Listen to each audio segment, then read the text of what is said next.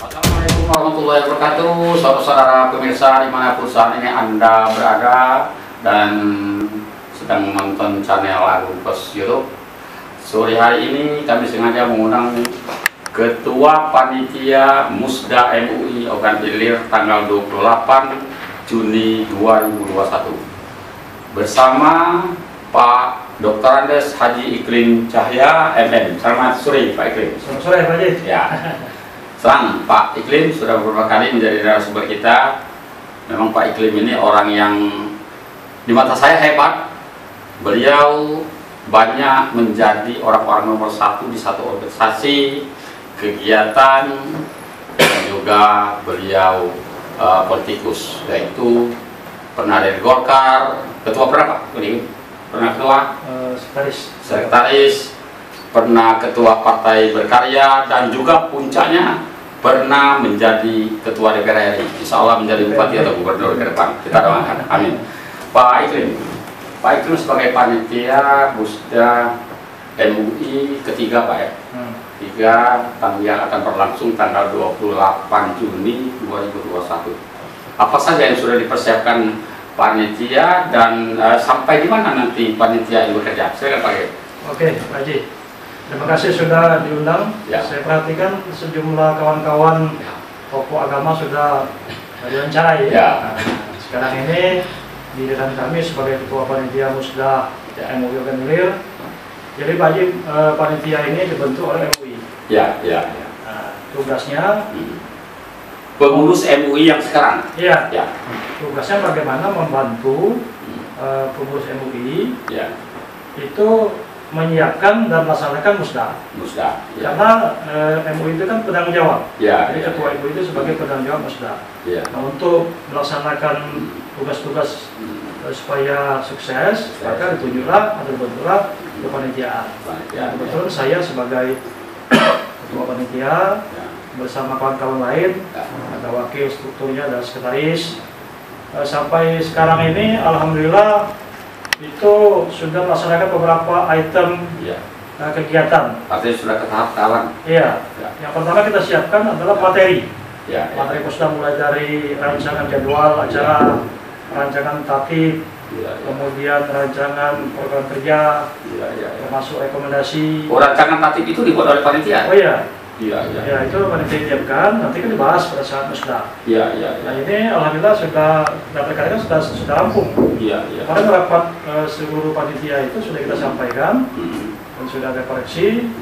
Insya Allah ini sudah siap dicetak. Itu untuk materi Musda. Kemudian di luar itu, panitia berusaha untuk bagaimana supaya tentunya di teknis pelaksanaan. Mulai menyiapkan mungkin rancangan baliho misalnya kan. Kemudian juga tempat acara. Kemudian yang tak kalah penting adalah masalah dana. Finalnya di mana itu nanti pelaksanaan Musda? Yang pasti di komplek perkantoran terpadu Tanjung Oh ya. Di komplek Pemda. Tinggal lagi apakah di ruang bupati atau mungkin di gedung pendopoan itu masih dalam finalisasi lah, tergantung situasi kegiatan. Oke, mengenai dana tadi gimana Pak? Iya, jadi mau tidak mau Pak Haji, yang namanya acara seperti ini itu mau tidak mau ditopang dengan dana, tapi tidak begitu besar. Kami kalkulasi ya untuk persiapan ini, termasuk untuk bantu biaya transportasi peserta, makan dan sebagainya itu kurang lebih sekitar 25 juta. 25 juta. Itu mungkin bisa kurang ya. Ya artinya dana seperti ini walaupun mungkin sampai hari ini belum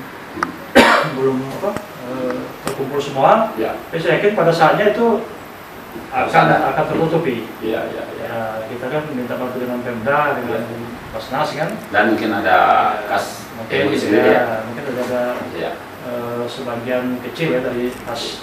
Tapi insya Allah kas ini kalau bisa tidak kita pakai. Nanti kita kembalikan utuh untuk operasional MUI ke depan.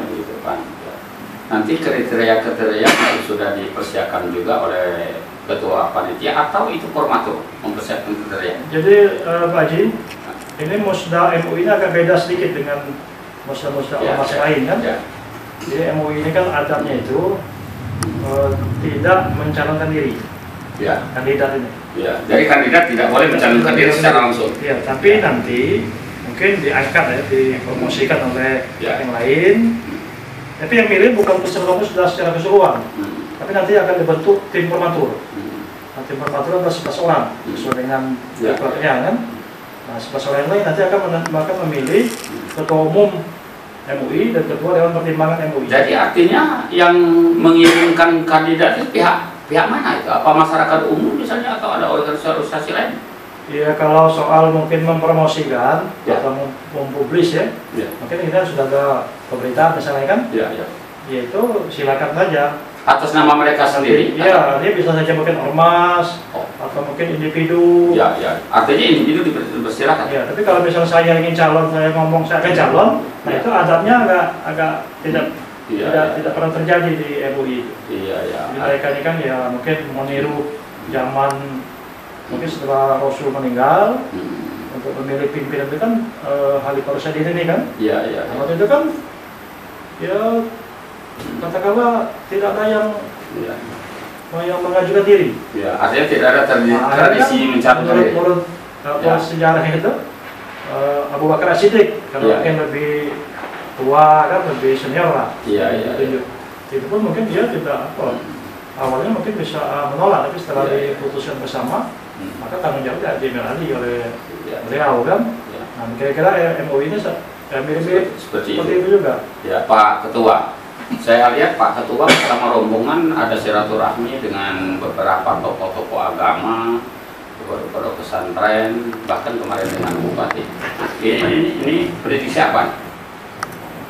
Jadi begini Pak, ini kan ide gagasan panitia yang sudah dikonfirmasikan, sudah disampaikan kepada Ketua Umum MUI sekarang, Pak Najib Suki, beliau setuju.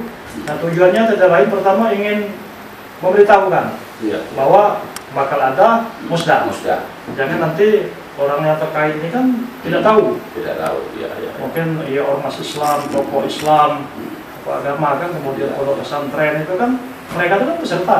Nah, jadi tidak wajar kalau mereka itu mungkin tidak tahu secara utuh. Karena itu panitia berinisiatif bersilaturahmi, baik mungkin datang ke tempat tokoh agama tersebut maupun kita undang. Nah, termasuk kemarin kita koordinasi ke Pemda, diterima Pak S3 kan, mewakili Pak Bupati.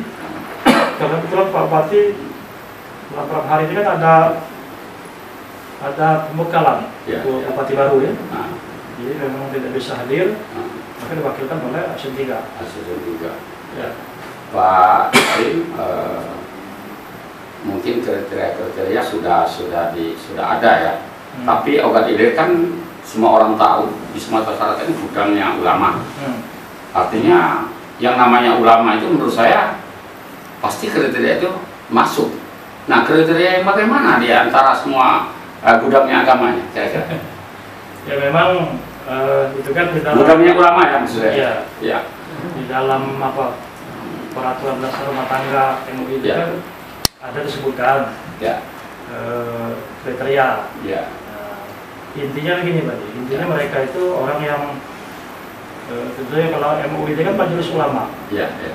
Yang paling dominan itu kan masalah kehidupan beragama kan. Tapi memang masalah-masalah yang lain umum juga kan. Tapi yang fokus itu kan masalah agama. Nah, karena itu ya otomatis pengurus apalagi ketua umum ya orang yang memahami betul masalah keagamaan ini kan. Baik mungkin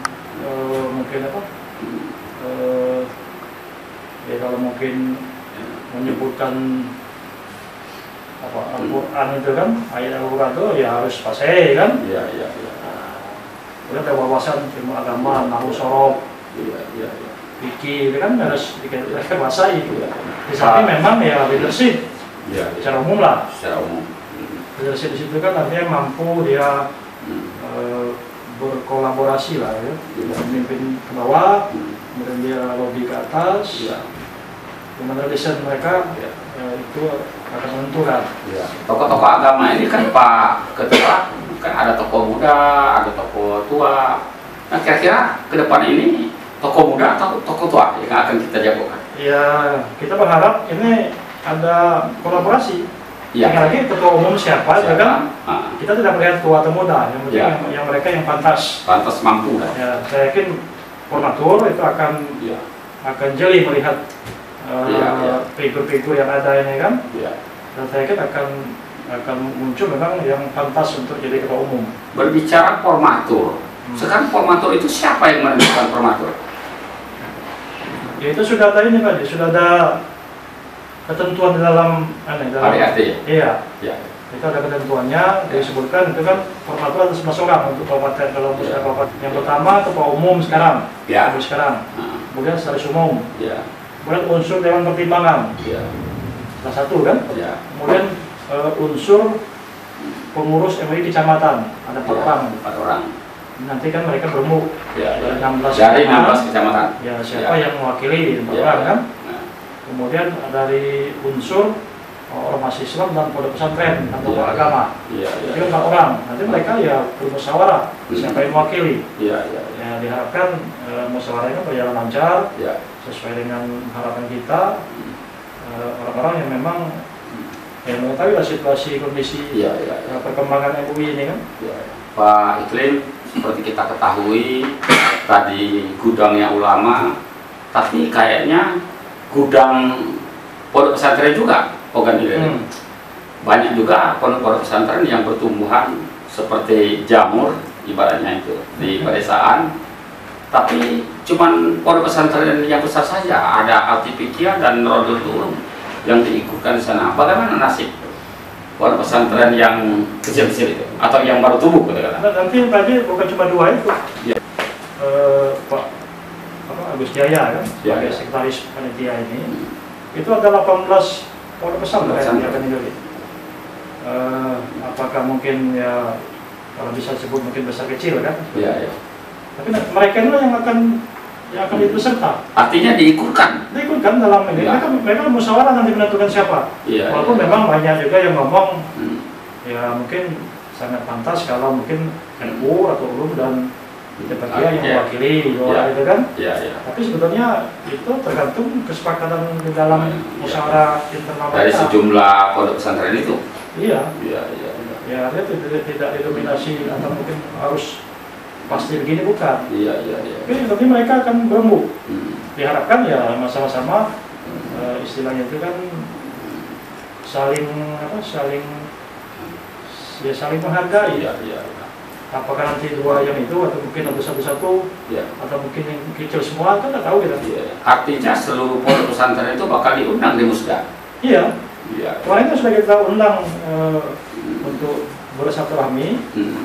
Mereka sebagian datang itu kan. Kebetulan memang hari itu ada meninggalnya ulama kita Pak.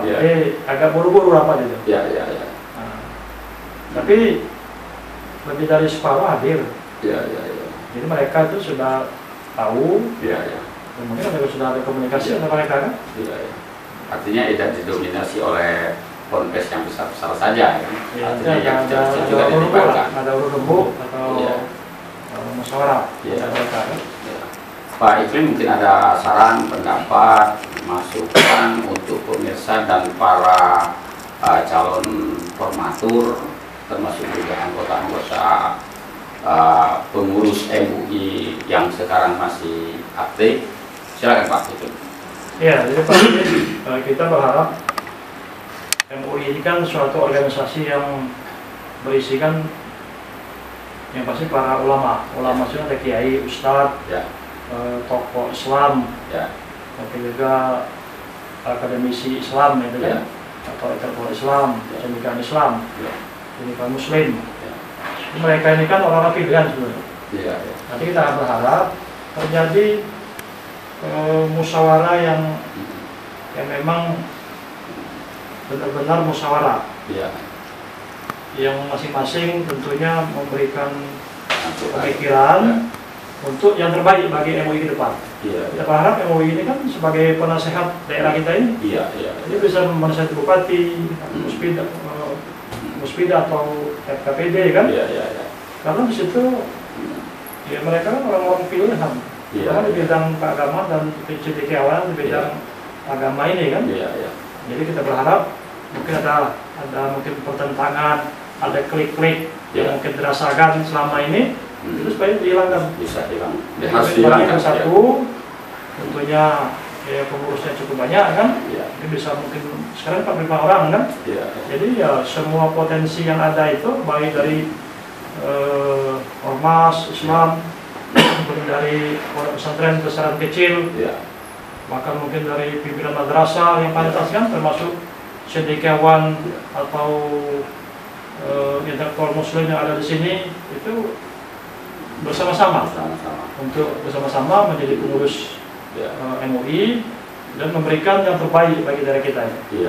Pak Iklim, seperti kita semua tahu bahwa Ogan Ilir ini kabupaten santri yang kemarin pernah disebut sebagai kota, tapi saya kira ini sudah kabupaten santri. Ini tentu kaitannya dengan ketua MUI yang bakal terpilih. Apa harapan Pak Iklim kepada ketua terpilih terhadap kabupaten santri? Iya Pak Haji,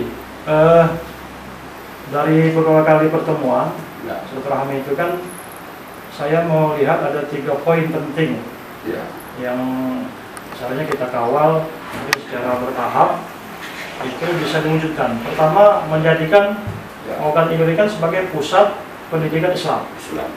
Kita sudah punya potensi pondok pesantren yang banyak, para kiai yang banyak kan. Tinggal lagi bagaimana bersatu padu pimpinan agama dan pemerintah daerah kan berupaya supaya bisa terwujud itu. Setidaknya itu kan mungkin ya untuk sementara ini kan mungkin di Sumsel atau di Sumatera lah kan. Nah, yang kedua, kalau kita kabupaten santri itu berharap ada tercermin di masyarakat. Baik mungkin istilahnya kalau di ini dekor lah kan. Hal-hal ini hal pokok mungkin ada semacam apa? Simbol-simbol Islam ini kan mungkin ada mushaf Al-Quran di gerbang misalnya. Atau mungkin ada tulis-tulisan tentang ayat-ayat suci yang penting kan. Artinya nantinya diharapkan akan menjadi ikon Ogan Ilir. Yang sampai ke desa termasuk program Ogan Ilir mengaji. Ogan Ilir mengaji. Ya mungkin ada nanti bersama-sama pemerintah daerah. Ini kan kita berharap dengan seperti ini kan suasana ada damai kan. Sebetulnya dapat keberkahan sehingga daerah kita ini kan akan makin maju kan. Akan lebih baik lah dibanding yang sudah kan. Oke Pak Iklim, saudara pemirsa, sudah banyak yang kita dengar dalam perbincangan singkat ini. Tentunya Ogan Ilir Kabupaten Santri akan punya ikon yang akan dibentuk oleh MUI, bersama ketua MUI terpilih, sehingga nanti daerah Kabupaten Ogan Ilir akan ada ciri khas Kamis yang kuat dan jelas. Saudara pemirsa, demikian perbincangan kami. Lebih kurang kami mohon maaf kepada Allah. Saya menampung saya dengan wassalamualaikum warahmatullahi wabarakatuh. Waalaikumsalam warahmatullahi wabarakatuh.